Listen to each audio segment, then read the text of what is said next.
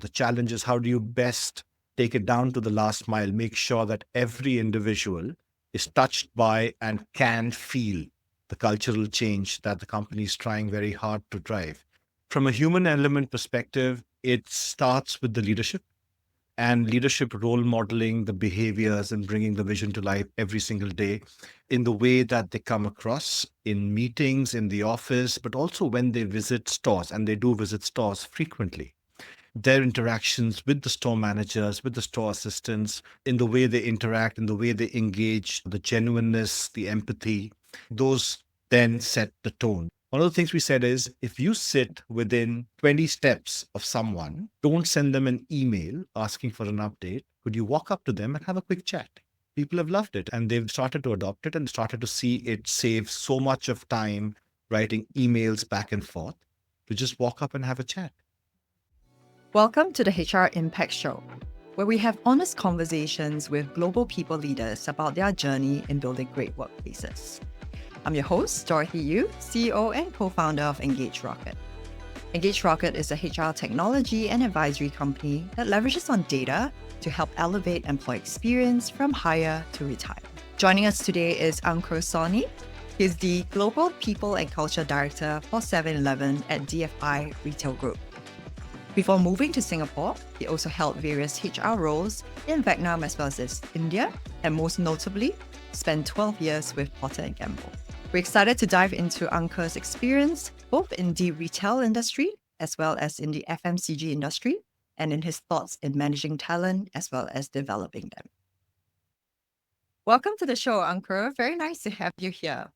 Now, for our audience who may not be familiar with your journey, could you tell us more about your experience and your broad journey in the field of HR? Sure, it's a pleasure to be here, firstly. I started out as an engineer first, which is quite a surprising fact to many, but not if you grew up in India. And I did a couple of years as a telecom engineer in a big telco back in India. At the end of those 2 years, I had a desire to do something different because I felt maybe it wasn't fulfilling enough. That's when I got my master's in human resources from India. At that time, it was called Personnel Management and Industrial Relations. Pretty daunting at that time, but it was a pretty good university. I had no idea why I was getting into HR. But I think when I started out, it helped that I started in telecom, in human resources with Virgin Mobile for about a year and a half. Luckily, they were very much in a setup stage in India at that time. And it gave me something from an experience perspective that not many people get starting out, which is a chance to dabble in all different aspects of what an HR professional would do, all the way from recruitment, from training programs, from compensation, rewards. Unfortunately, when they shut down after a year and a half in India, also separations and retrenchment. And I think that kind of shaped my thinking in terms of what I wanted to do long term. I went and joined Procter Gamble in India in 2010. Spent the next 12 years there doing a wide variety of roles in human resources, business partnering, center of excellence roles in talent acquisition, learning, diversity and inclusion at that time. And then I moved to Vietnam, which was my first international experience. Daunting because in Asia, there are usually two types of roles that you could get into. You could come to Singapore, which is very cosmopolitan, English speaking. Language isn't a challenge. But then Vietnam was a whole different ballgame when it came to managing a large team, language barriers in a supply chain manufacturing role. That was a very interesting experience. And I think that's the one that truly shaped my leadership approach to managing large teams in very different cultural contexts and settings. Post that, my wife was moving to Singapore. P&G at that time did not have a role for me in Singapore, given recent changes that they'd made to the structure. I chose to then leave P&G after 12 long years with two different countries behind me in 2023 and moved to Singapore with my wife. And I have to say the best time of my life in the last decade, getting a break in the middle of your career, time to reflect, time to spend with family, it was fantastic. After the first 3 months of doing that, picking up some new skills, setting up the house, it was time to dabble in what next. Something interesting came up in the form of a consulting opportunity with a coffee trading company, something I'd not done before. They were restructuring in the region and they wanted someone with that experience. who had worked in a matrixed, multicultural, multi-country setup, working with the Neumann Coffee Group for 3 months before I joined DFI in June 2023. I initially started out in a people services and resourcing role for Singapore before being promoted to my current role, which is the Group People and Culture Director for 7-Eleven as part of the DFI Retail Group. So it's been a pretty interesting journey, mostly in tech for the first couple of years, followed by human resources for the last 15. And I think it's the nature of roles and the diversity of experiences that have kept me engaged, well, up until now. So something that you said caught my attention, which is you enjoyed your career break, right? Something that you notice in LinkedIn updates nowadays is it's actually getting more and more popular that people would just take career breaks.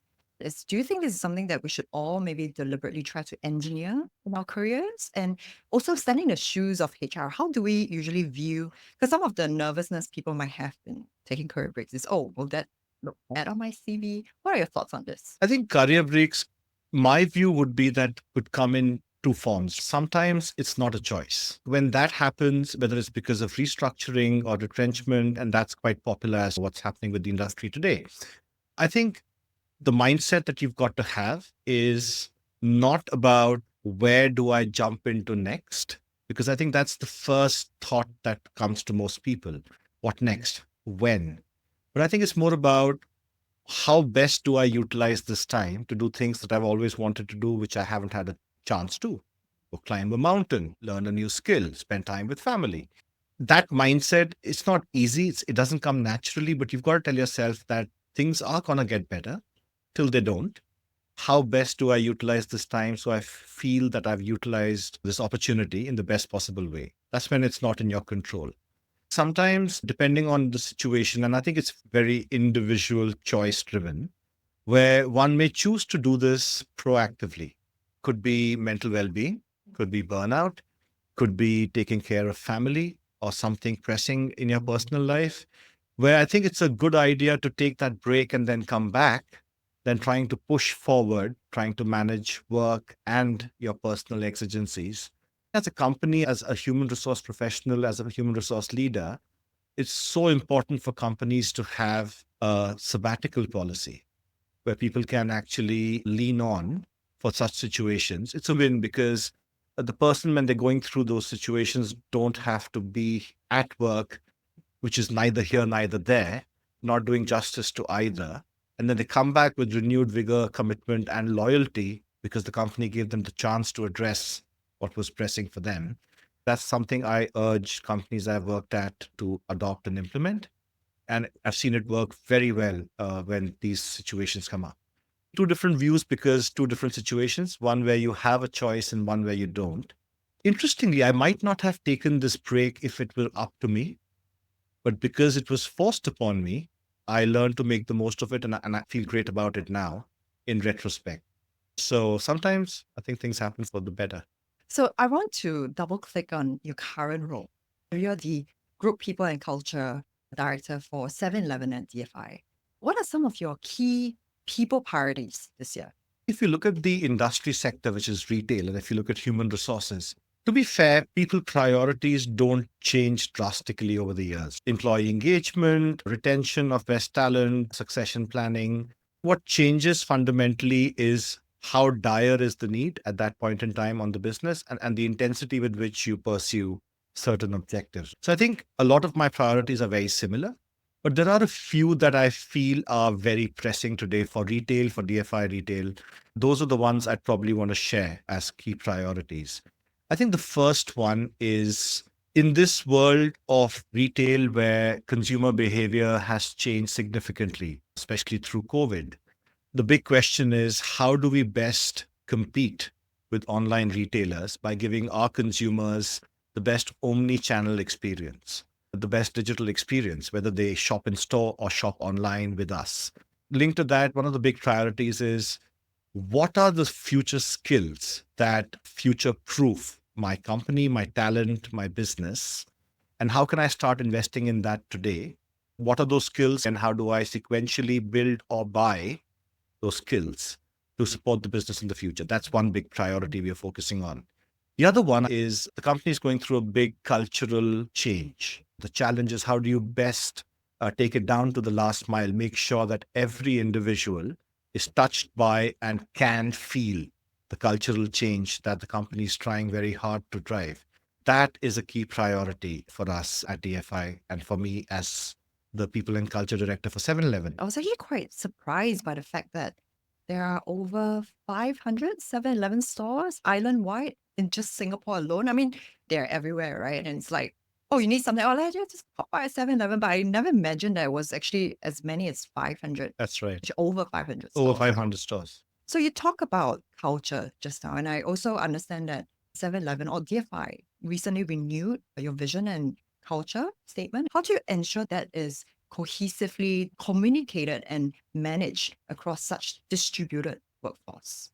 That's not easy. It is a big challenge to make sure that the cultural elements and the themes get across to all team members that work for and work with 7-Eleven.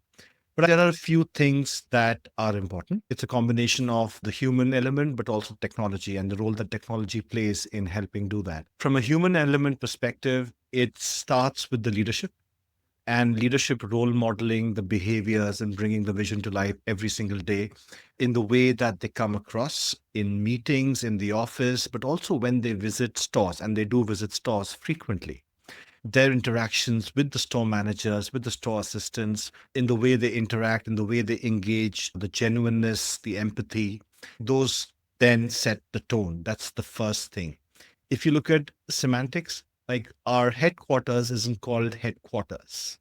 It's called SSC, which stands for the Store Support Center. The whole messaging is that we exist to support you, those who face our customers every day and help build the brand. So we are in service to you versus the headquarter, which is often perceived to be above or beyond the front lines. We often talk about servant leadership as well, but it's how you bring servant leadership to life. These elements help build that culture because I think if it starts with leadership, gets down to the direct reports, gets down to the store managers, who then learn from these behaviors demonstrated by leadership and try to imbibe some of them. And then that then percolates down to the teams below. I think technology plays a big role as well, because if you're going to say enhancing your daily life as part of our vision and how that translates to a culture, if I can simplify the life and the day-to-day work of those working in our stores, serving our consumers and customers through technology, simplifying the way they fill in forms, simplifying the way that they work in store, enabling our employees and team members in the DCs with automations where they don't have to pick up heavy loads, simplifying the way they work fundamentally, tells them that we truly want to live up to our vision and our culture of enhancing your daily life. So technology plays a big role as well in how you bring the culture to the teams that are so dispersed and distributed, like you rightly said. But those two elements need to come together to then help bring the culture to life. It takes years actually to build culture. Once you've built culture, it's then all about preserving culture and sustaining culture. It's just an ongoing journey. So at Engage Rocker, we are all nerds about data. And you're right, culture takes years to build. What are some of the key outcome metrics you use to track to make sure that you are in progress and you're in the right direction? Now, data, from a data perspective, there are a lot of data points that we look at when we look at how culture is improving. For example, you look at the engagement survey and then how you design your engagement survey. What questions are you asking around inclusion, around feeling supported, around psychological safety, and how people are responding to those? What are you doing about the insights you glean from these surveys, and how are you continuously making improvements? So that's one indicator of how well culture, let's say a culture of inclusion, is seeding and settling into the organization, into the managerial cadres, into the teams. Beyond data, there is the other element of one would describe as smell of the place. So that is so important and so very powerful because it's body language. It's how people communicate, how people talk, how people react. One of the biggest indicators of that is When we had a leadership team from Hong Kong visit us in Singapore about 12 months ago, and they had a certain view of how people were in the office, how were they engaging, the chatter, the smell of the place. When you walk in, what's the first impression? And when they visited us recently about 2 months ago, and what they took away was so different. The first time they came in, it was quite somber. Everyone heads down in their laptops, dimly lit, not much conversation. When they came in this time and they walked away, they said, "Oh my God, this office is loud. People are talking to each other. People are standing at each other's desks, having a conversation, smiling. There's laughter in the air." And they said that just as you walk in, you can feel that palpable difference between how it felt when we walked in a year ago and how it feels now, even without a word said, without a data point shared. When it comes to indicators, for me, for us, it's about the data, which is so very important, but it's also about how you pair that with the feel of the place. And it's so important to do that because sometimes the feel of the place betrays the data and sometimes the other way around. You may have fantastic engagement scores, but you got 60% attrition. So, what changed tactically? What are some of the things that you've rolled out to drive this change? It's been cultural elements that we've focused on in terms of inclusion, in terms of psychological safety, making sure that people felt safe to share their point of view, whether it's on the business or on other elements related to human resources. Could be benefits, could be policies, could be other areas. As we've done that, it's helped people grow in confidence to share their perspective more openly, more transparently. So today, for example, if there's a leadership visit from Hong Kong and while just walking around, they ask someone something, people don't have to think twice before they respond as to how it will be perceived. They feel quite free and open to have an honest chat with whoever, even if they don't know them, without the fear of some sort of action against them or discrimination. But also, we really spend time to talk about how collaboration is important to our business because retail is so dynamic. You've got to be making changes every day. And unless you collaborate between various teams and all parts move together, it's impossible to execute with excellence. And as we've done that, and as we've shown them that collaboration could work versus trying to protect your own domains, you see a lot of change in the way people engage with each other. Simple one. One of the things we said is if you sit within 20 steps of someone, don't send them an email asking for an update. Could you walk up to them and have a quick chat? And people have loved it and they've started to adopt it and started to see it save so much of time writing emails back and forth to just walk up and have a chat. And that translates then into a far more positive view when you look at it from the outside versus, let's say, a more somber, everyone kind of dug into their laptops, pondering over emails.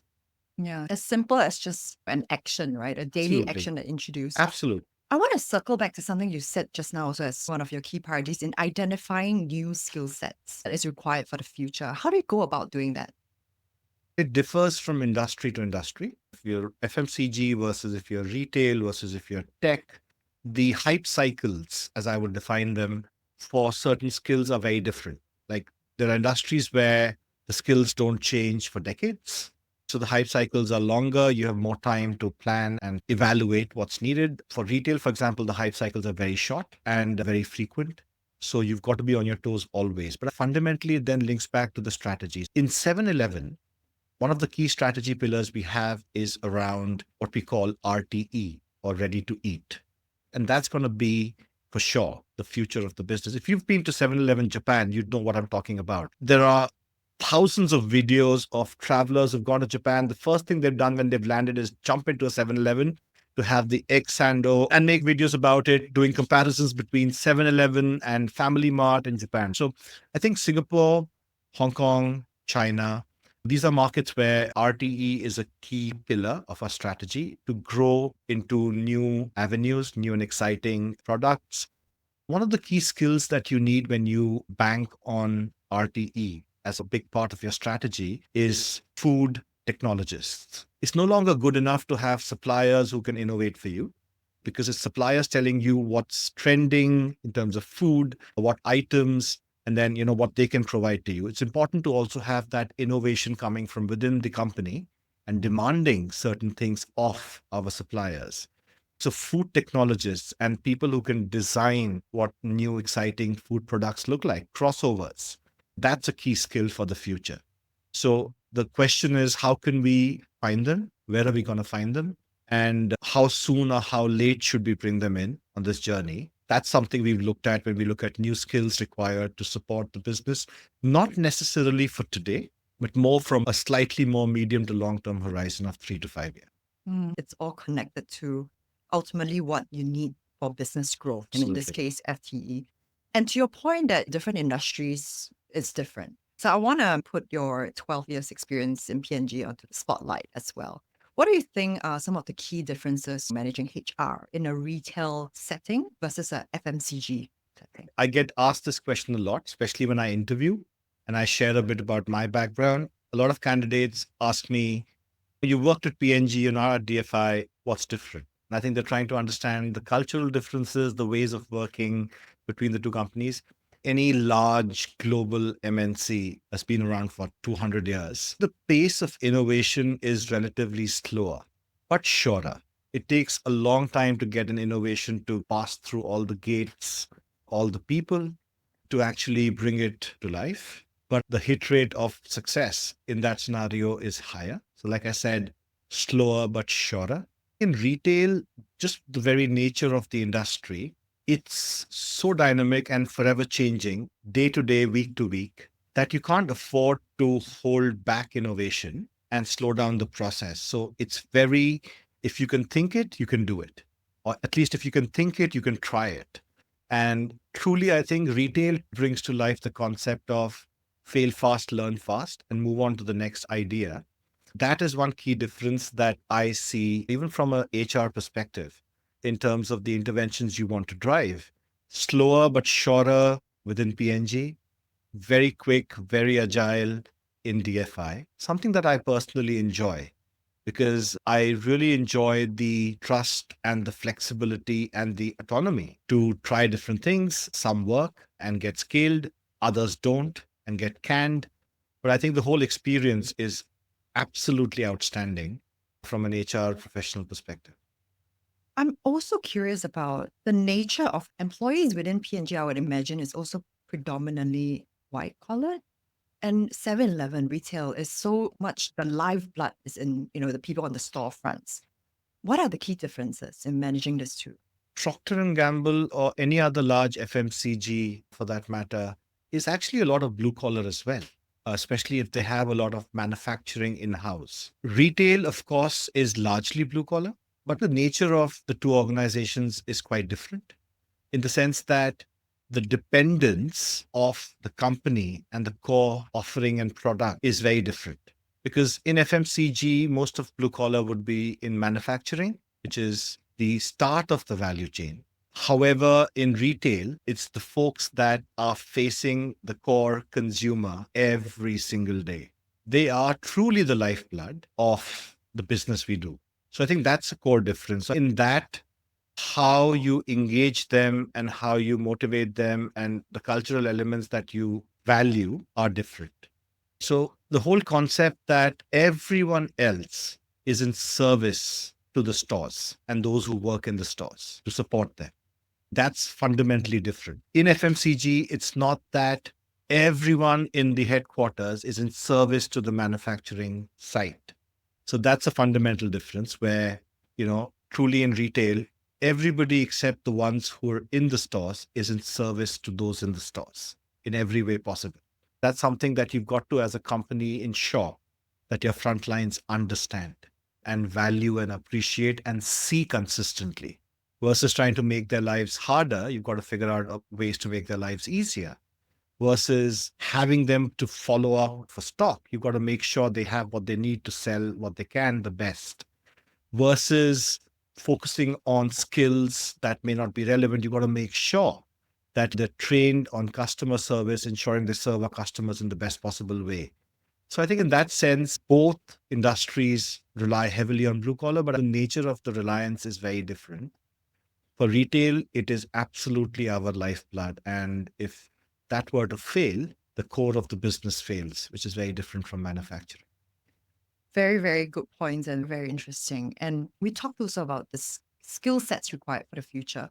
What do you think the ideal workplace of the future would look like? Got a controversial view on this one. A lot of workplace of the future conversations are sometimes centered around what's the flavor of the season. Sometimes it's flexibility, sometimes it's AI. But my point is very different. If you really think about it, things that we've been talking for the last 2 decades, like inclusion at the workplace, tolerance at the workplace, people manager capability, fair practices, I still don't believe that many organizations have cracked that in many ways. And my belief is that unless you can get your fundamentals and your foundations sorted culturally, what people see every day, it is futile to try to build something on top which is not going to stand. Pretty interesting book called Built to Last. Talks about building a strong core, which is all these fundamental things around which you build the rest of the company. And they said the core should not change while everything around it can continue to evolve and change with different needs of different times. Industry needs change, consumer habits change, but the core cannot change.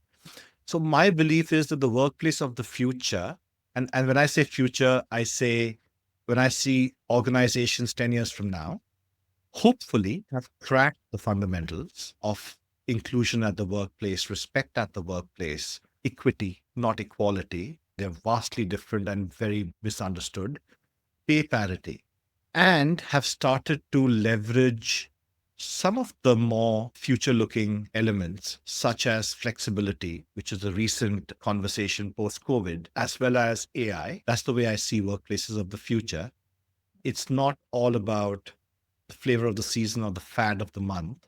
It's more about how do you strengthen your core. And if companies can achieve that over the next 10 years, would be a fantastic move in the right direction. There's so much that you've just said that I really love, building the core. But what advice do you have for not just leaders, but also HR to not simply react to trend? Because many times when I speak to HR, especially now, I guess the flavor of the month, or at least this year, was AI. That's a really tough one because I think not just at the workplace, but if you just look at your lives, it's very easy to go with the trend, the flavor of the month. I was at a conference earlier this year where I had a fantastic insight that was shared, which truly opened my view to the way I see AI. And this expert said that when AI is used to enhance an output by someone who is already a master in that space. So, for example, take an experienced HR practitioner working on talent, and they've been doing this for a few years, and they know their theorems and they know their frameworks. When someone like that leverages AI to get better quality output in terms of talent assessments, faster, needing lesser resources, it's very powerful. So AI as a means to enhance output by a seasoned practitioner is a fantastic use of AI. However, on the other hand, AI, when in the hands of someone who's not an expert or does not have a lot of experience, could be dangerous because the output that AI throws up, if this individual or team doesn't have the capability or competence to evaluate the relevance or the applicability of this output, very often they would make terrible decisions. Learning, development, capability building is the core that you cannot move away from. So you cannot replace the efforts companies put into training their people, building the capabilities, upskilling them. You can't replace that with AI. What you can do, the best way, and that's my advice to your question, is companies need to stay the course they have on the core, building the capability for their people, talent management, succession planning. They've got to stay the course and leverage AI to actually enhance outputs. And enhance could be better outputs, faster outputs. You can't give up the core, which is the training, upskilling, and building capability for your teams, and replacing that with AI. So a technical expert can use AI to Supercharge. That would be their a great. mastery. Absolutely. But then someone who actually doesn't know how to use it and tries to use it may actually lead to dangerous outcomes. It's not about doesn't know how to use AI, because I think everyone knows how to use AI. Like, I'll give you an example. If you're a historian and you've tried to get an article on the Civil War in America, we all know that AI outputs cannot be trusted right up front because it's just an assimilation of all the knowledge that's out there, some personal opinion, some fact, but AI puts them together for you as an output. Now, if you're a budding historian and haven't really done your research into the eminent authors who've written about Civil War, you wouldn't know if that output is true, partially true, or fictional. You have no basis to evaluate that. But if you're a seasoned historian and you've read your books and you've done your research, you would be able to validate that, yes, these parts are accurate. These are parts which I need to maybe research more and validate. And these parts are just fiction. So the output, the ability to judge the output that AI throws up comes from the skill, capability, and experience that you've gathered over the years through traditional means. And then you can supercharge, like you said, your own outputs in any area that you work in, including in human resources. So I see a lot of AI application coming through in talent management, in recruitment. And this was a very interesting case study for us. In recruitment, if you leverage AI, you mainly do it to shortlist. So you take a framework of what you deem to be successful, and then keywords linked to that. And then you parse the CVs or the resumes through that system to throw up who would be the most matched candidates. Now, if you're not a seasoned recruiter who's done a lot of recruiting and shortlisting yourself, you wouldn't know if the AI is malfunctioning. And if you take that output prima facie, you're going to have terrible candidates, maybe, that you're going to interview and waste time on. So you need that experience, you need that capability to know if the output from the AI systems are legitimate, valid, and relevant. What I love about what you say that also inspired me is back to the core on talent development. Yes. That as HR and as leaders, we cannot let go of fundamentally upskilling and making sure that our employees are increasing their technical competencies. Yes. So that they actually can come and tell us what AI they need to supplement their work instead of us perhaps procuring a bunch of AI and throwing at them. All right, Ankur, now I'm going to move on to some rapid fire questions. And my first one is, what is one of your perhaps favorite personal activity that you would recommend? Is it okay if I give you two? Yeah. For me, they go hand in hand. The first one is, I'm not a big believer of work-life balance, because work-life balance sounds like you're standing on a barrel and one wrong step and you're going to fall off. It seems like walking a tightrope. What's important for me is work-life effectiveness or work-life integration, where I believe that a day is a continuum and you can work or do personal stuff at any point of time based on your comfort. And the way I put that into motion for myself is I maintain one calendar where all my work meetings and engagements and all my personal meetings and engagements are all in one place. So sometimes people react to it. For example, if someone's trying to set up a meeting with me on Wednesdays at 5 p.m., they would see a block there that says personal trainer, because I have a personal trainer that comes in at 5. But then they can also see what slots beyond that or before that are available, so they can use that. So that works really well for me, because I believe that it's okay for people to focus on some personal items like a child's school recital or a school play or a PTA meeting in the middle of the workday, as long as they can fulfill their commitments. And the best way to do that from a productivity point of view is to put the two calendars together. And I think that works wonderfully for me. And I think people are now getting used to it and starting to appreciate and adopt doing that, because I think it's just easier, and you don't end up double booking stuff and then having to miss one or the other, either a work commitment or a personal preference. I've got another one that I love to do. My wife hates it, but every Saturday morning, I spend 30 minutes just reflecting on the week gone by and things that I was able to achieve, things that I couldn't, and then that needs further conversation. But also 30 minutes on Sunday night before I get into work on Monday, to just sort out things that I've got to focus on starting Monday morning. The reason I call it a productivity hack is usually when I did that preparation on a Monday morning in the middle of a frantic week, it could be quite overwhelming. And I'd often forget things I had to do which were time bound. This has really helped me declutter my time to be able to do this on a Sunday night. So I walk into Monday feeling quite happy and positive with absolute clarity on what are the stuff that needs immediate attention or if something needs to be addressed. It just puts me at a lot of ease. Just so I and the listeners can visualize this, do you write it down? Is it in a journal? Yes, I've invested in this beautiful piece of technology called a Remarkable. I don't know if you've Yes. seen that. Yes, it's a tablet, right? It's a writing tablet, so you can't be distracted with other stuff on it, unlike an iPad.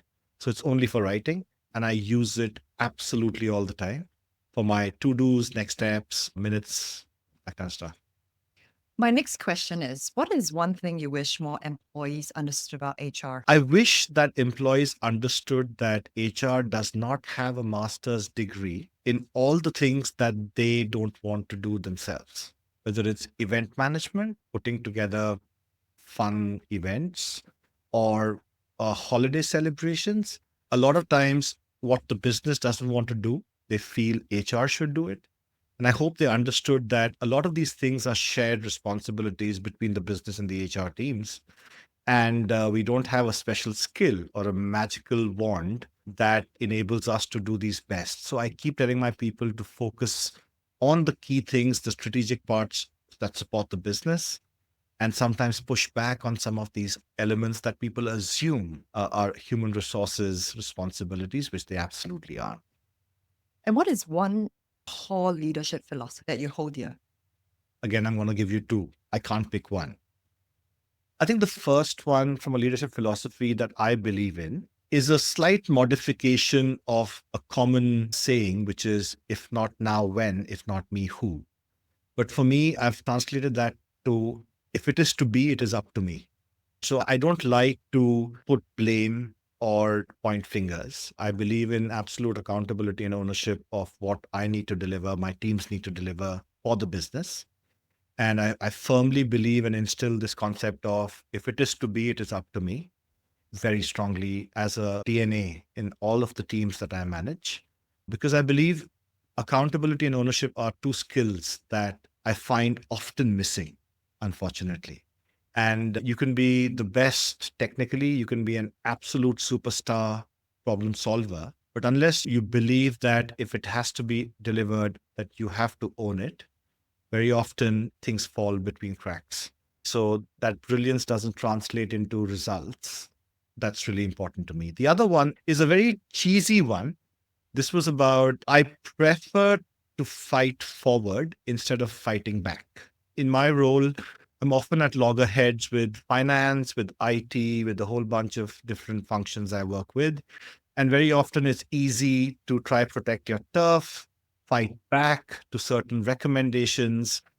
But what I've realized over the years is that it doesn't help move things forward. So this whole concept of fighting forward instead of fighting back, which is still demanding what you need, still pushing back on what you don't agree with, but with the intent of moving forward versus staying stuck in status quo. I've really seen it transform the way I think about issues, about conflict, and about focusing on moving forward versus just getting stuck in a conflict, which is very easy very often. And my final question today is, what are you most excited about in 2025? In 2025, I'm obviously very excited about the business and the plans we have for the business. I'm very excited to see some of the fantastic seeds that we've sown in 2024, some of them starting to sprout and show great results over the next year and beyond. But I'm most excited about seeing my team grow and develop. That's a personal passion that I have. That's something that I look forward to. Personally, is all the holidays that I have lined up. I've got my holidays planned and booked all the way to June 2025. So I've got New Zealand coming up, the Philippines coming up, Turkey coming up. That's the personal side that I thoroughly invest in. And I'm really looking forward to that. Well, now you're making me jealous about your personal travels. It's been the most insightful and meaningful conversation with you, and I really appreciate you joining us today. Thank you so much for your time. It's been fantastic. And I think it's also been a bit of soul searching for me because you don't often answer these questions, but when you do, it makes you think about a lot of the things we spoke about today. And I'm grateful to you for this opportunity. Thank you so much. Thank you very much. To our listeners, thank you so much for tuning in to this episode. If you found the conversation valuable, do like and subscribe to our podcasts on YouTube, Apple Podcasts, Spotify, or any of your favorite podcast app. You can also learn more about the show and subscribe to our community at engagerocket.co/HR Impact. I'll see you in the next episode.